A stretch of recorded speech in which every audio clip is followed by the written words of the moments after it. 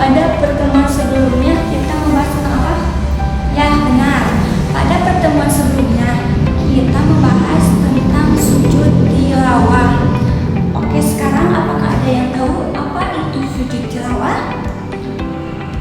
Ya, Ibrahim apa? Ya benar, Ibrahim bilang sujud tilawah yaitu sujud yang dilakukan ketika kita mendengar atau membaca huruf sajdah, membaca ayat sajdah yang dilakukan ketika kita sholat maupun ketika kita di luar sholat, kita melakukan pembacaan sujud tilawah. Oke, selanjutnya, untuk apa sih kita melakukan sujud tilawah? Ada yang tahu? Oke, Galih apa? Ya benar, Galih bilang sujud tilawah itu biasanya dilakukan sebagai bentuk keagungan. Ayah, apalagi ada yang tahu? Benar, penghormatan. Ada lagi? Ya benar, ketaatan. Terus? Ya benar, tentang pengagungan kita terhadap Allah Subhanahu wa Ta'ala. Oke, selanjutnya Ibu di sini mau tanya dulu nih. Untuk hari ini apakah kalian semua membawa buku paket? Apakah ada yang membawa buku paket? Ya, alhamdulillah pada hari ini kalian semua membawa buku paket ke kelas. Oke, sebelum kita membahas materi selanjutnya, coba boleh dibuka terlebih dahulu buku paketnya, yaitu di halaman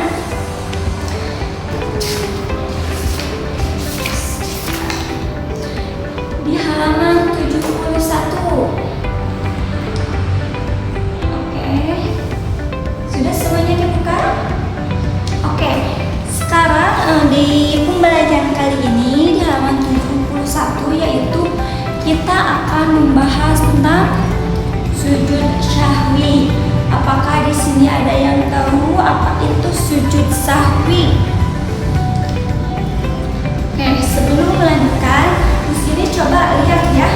Di sini ada orang, di sini ada gambar. Coba lihat. Di sini ada gambar apa? Ya benar, orang sujud. Di sini ada perbedaan antara dua ini.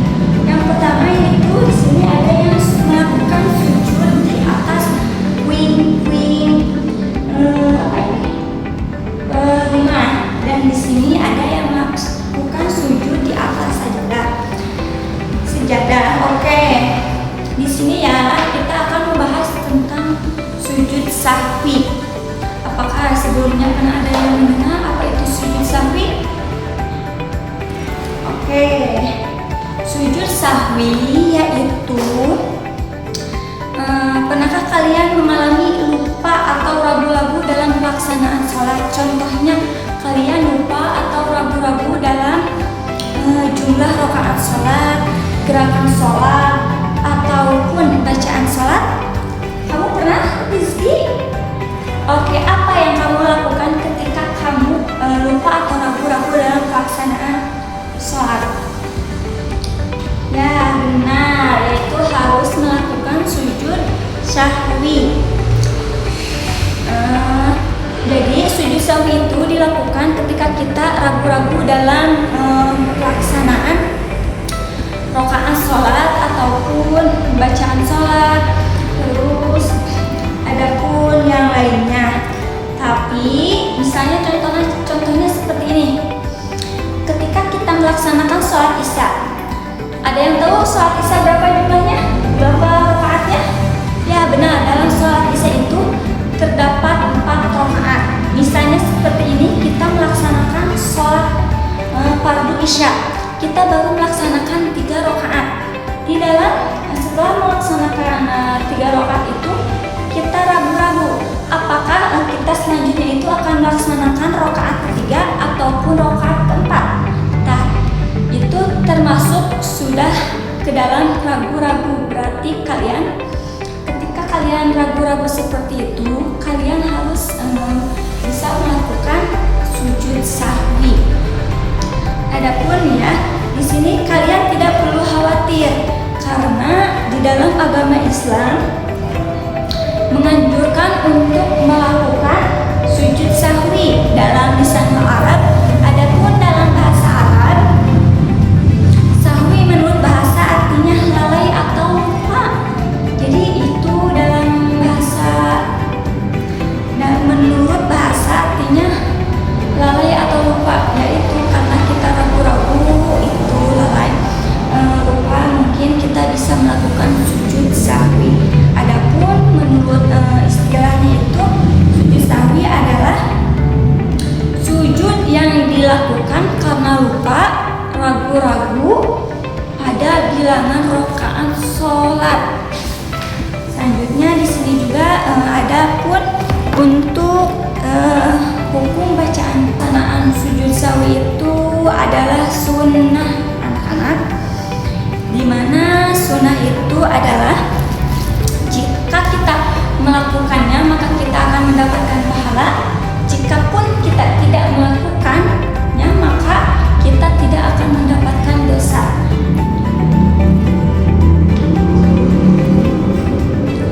Tetapi jika kita melakukan sujud sahwi itu kita akan mendapatkan pahala. Tetapi juga ya anak-anak, jika kita misalnya tidak melakukan sujud sahwi itu berarti kita tidak akan mendapatkan dosa. Adapun sujud sahwi itu menyempurnakan kekurangan dan kelebihan bilangan rakaat sholat yang disebabkan karena lupa ataupun ragu-ragu. Oke anak-anak, selanjutnya di sini kita akan mempelajari bagaimana tata cara sujud sahwi. Sujud sahwi yaitu ada beberapa cara. Yang pertama yaitu sujud sahwi dilakukan setelah salam. Sujud sahwi dilakukan setelah selesai membaca tasyahud akhir sebelum salam. Jadi sujud sahwi itu anak-anak dilakukannya sebelum kalian melakukan salam.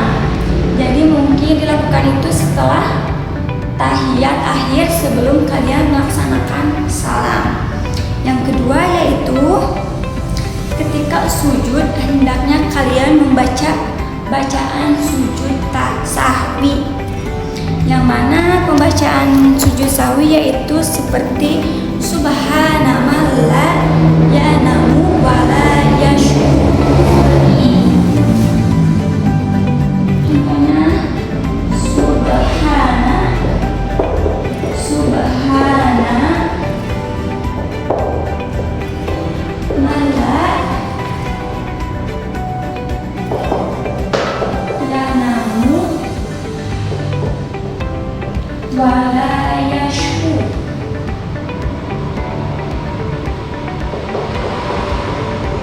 Oke, bacaannya yaitu seperti ini.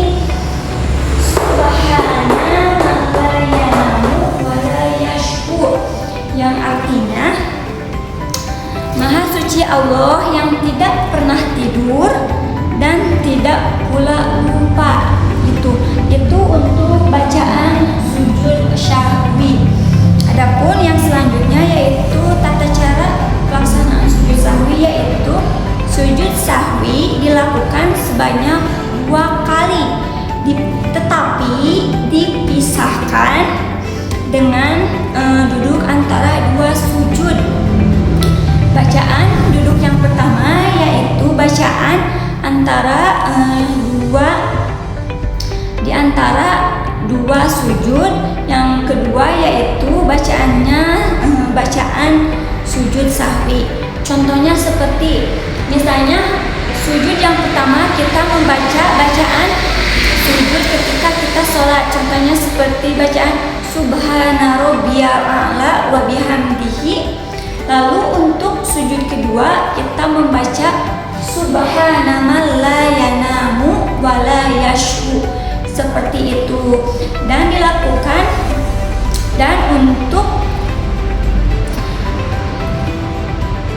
sedangkan pada sujud sahwi yang kedua sama dengan bacaan sujud sahwi yang pertama. Jadi adapun untuk sujud sahwi ini dilakukannya jangan Setelah misalnya kita harus sujud sholat dulu, habis itu kita membaca tahiyat. Habis membaca tahiyat baru kita melaksanakan sujud sahwi. Oke, selanjutnya yaitu setelah selesai sujud sahwi, yang kedua dilanjutkan dengan salam. Ketika kalian sedang melakukan 2 kali sujud yang tadi, yang pertama membaca subhana rabbiyal a'la wa bihamdihi, lalu yang kedua membaca subhana man la yanamu wa la yashu, lalu kalian langsung melakukan salam seperti sholat biasanya. Oke, adapun selanjutnya yaitu di sini ada hikmah kita melaksanakan sujud sahwi, yaitu ada yang tahu di sini hikmahnya apa? Oke, yang pertama yaitu kita bisa menjadi pribadi yang rendah hati, sportif, mau mengakui kesalahan kita. Jadi kita mau mengakui kesalahan kita, kesalahan diri, dan bersegera memohon ampun kepada Allah Subhanahu wa Ta'ala. Yang selanjutnya yaitu menyadari bahwa manusia tempatnya salah dan lupa. Oke, anak-anak, apakah di sini ada yang mau ditanyakan? Sebelum kita melakukan latihan, apakah yang ditanyakan terlebih dahulu? Ya, Keano, apa yang kamu mau tanyakan? Ya, boleh. Yang Keano tanyakan yaitu adalah bagaimana ketika kita lupa dalam kelebihan atau kekurangan rakaat. Ya, seperti tadi ya, untuk hukumnya itu sunnah. Jadi kita bisa melakukannya.